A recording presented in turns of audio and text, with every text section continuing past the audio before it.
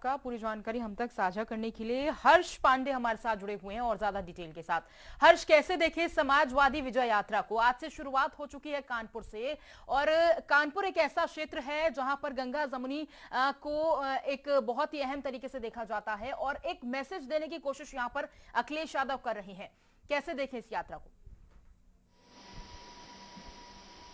जी पूजा, बिल्कुल जो है कि गंगा जमुनी जो तहजीब है उसका एक मैसेज देने का प्रयास सपा के राष्ट्रीय अध्यक्ष अखिलेश यादव कर रहे हैं। कानपुर जो है वो गंगा के किनारे बसा हुआ क्षेत्र है और गंगापुर जाजमऊ से जो है अखिलेश यादव की ये यात्रा शुरू होगी। जाजमऊ जो इलाका है वो मुस्लिम बहुत क्षेत्र है, तो अखिलेश यादव कहीं ना कहीं हिंदू और मुस्लिम दोनों वोटरों को एक साथ जो है साधने का प्रयास कर रहे हैं। जो जो ये रथ यात्रा है अखिलेश यादव की, या कानपुर से आज शुरू होगी गंगा के किनारे से, और यहाँ से चलते हुए हमीरपुर, जालौन और उसके बाद माती जो कानपुर देहात का मुख्यालय है, यमुना का किनारा है, वहाँ जाके ये खत्म होगी। तो कहीं ना कहीं एक सीधा संदेश गंगा जमुना जमुनी जो तहजीब का अखिलेश यादव संदेश देना चाहते हैं वो संदेश भी दे रहे हैं, और एक मुस्लिम इलाके से इस यात्रा की शुरुआत करके जो है हिंदू और मुसलमान दोनों जो वोटर हैं उनको लुभाने का प्रयास जो है अखिलेश यादव कर रहे हैं। पार्टी की जो रणनीतिकार हैं उनका ये मानना है कि जब अखिलेश यादव इस तरह की यात्रा लेकर निकले हैं तो प्रदेश में एक जो प्रदेश की जो राजनीति है उसमें एक बड़ा परिवर्तन देखने को मिला है। पहली बार अखिलेश यादव 2001 में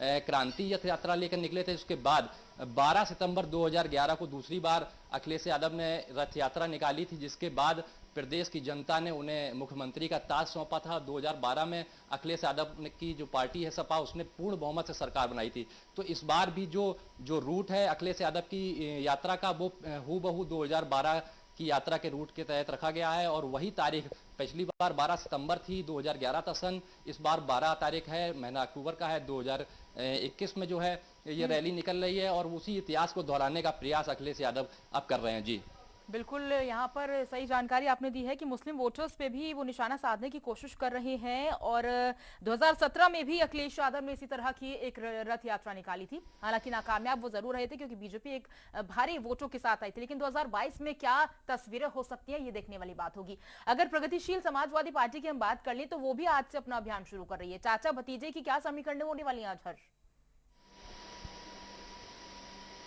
जी, देखिए सभी पार्टी अपनी अपनी तैयारियों में जुट गई है। प्रगतिशील समाजवादी पार्टी ने आज से अपनी यात्रा की शुरुआत कर दी है। चाचा शिवपाल यादव ने यात्रा की शुरुआत कर दी है। हालांकि उन्होंने गठबंधन के लिए अखिलेश से बात करने का प्रयास किया, लेकिन जो उन्होंने पत्र भेजा था उसका जवाब तय समय सीमा पर नहीं मिला उन्हें, प्रगतिशील समाजवादी पार्टी को। हालांकि अखिलेश यादव इससे पहले सहारनपुर में गठबंधन की बात कह चुके हैं कि अगर जरूरत पड़ी तो गठबंधन करेंगे। वो 2000 अपनी चुनावी जो सभा है वहां से 2019 लोकसभा में अपने साथ आरएलडी के साथ किया गया गठबंधन का जिक्र किया और कहा कि हमने एक चमत्कारी गठबंधन किया था। लेकिन देखने वाली बात यह है कि आने वाले समय में ये बात पता लगेगी कि जो सपा है वो किसके साथ हाथ मिला के भाजपा के साथ दो हाथ करेगी।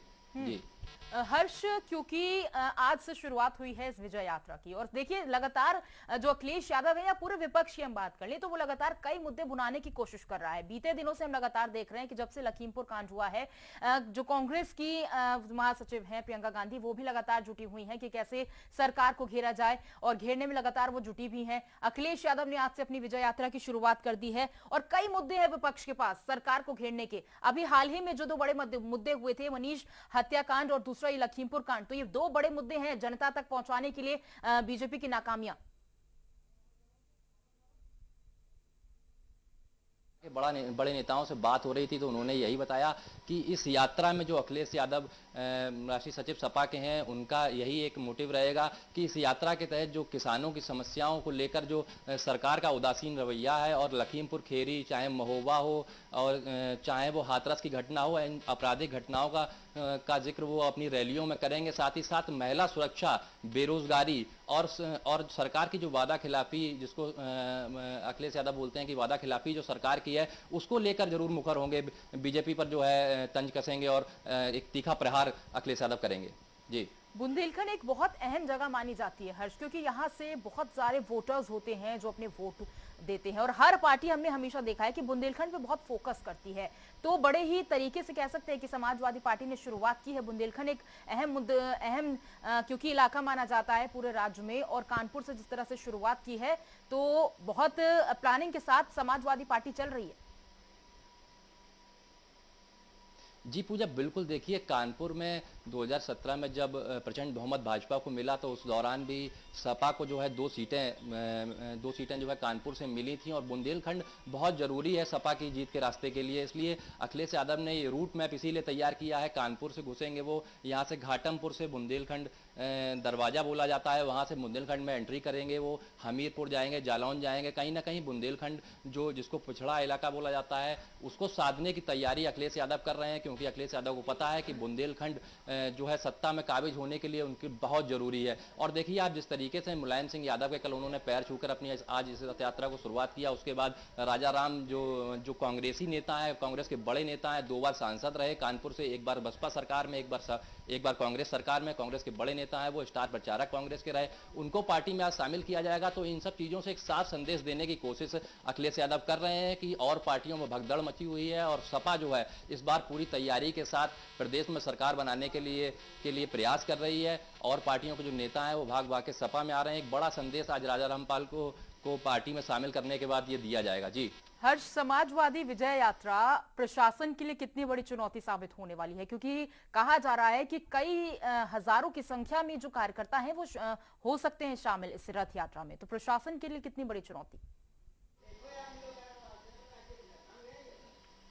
देखिए, अखिलेश यादव जब भी आते हैं तो उनके कार्यकर्ताओं में, उनके जो पार्टी के कार्यकर्ता हैं उनमें एक अलग तरह का जोश देखने को मिलता है, और बड़ी तादाद में आज भी जो कार्यकर्ता हैं वो कानपुर में मौजूद हैं। जगह जगह उनका स्वागत किया जा रहा है।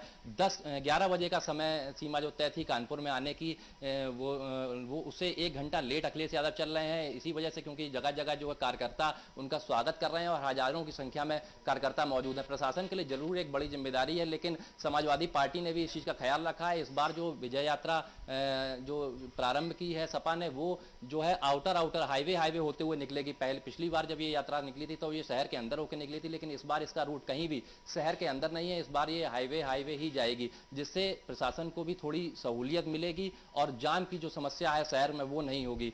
और आज पहला चरण है इस यात्रा का, कानपुर से शुरू होगी, और कानपुर देहात में कल 13 तारीख को ये पहला चरण खत्म हो जाएगा। इसके बाद चरणबद्ध तरीके से अगले 3 महीने तक पूरी प्रदेश में अलग अलग विधानसभाओं में यह यात्रा जाएगी। जी पूजा। ठीक है हर्ष, बहुत बहुत शुक्रिया करेंगे पूरी